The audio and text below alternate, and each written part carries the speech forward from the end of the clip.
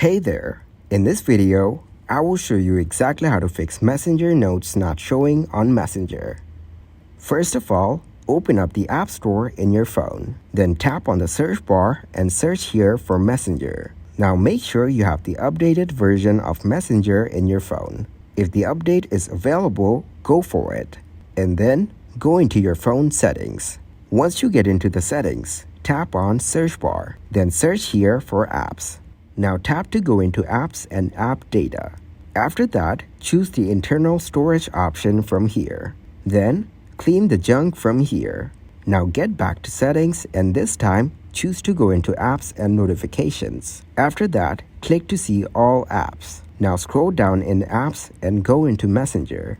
Then select the storage and cache option from here. Now tap to clear cache from storage. After that, your problem will be fixed.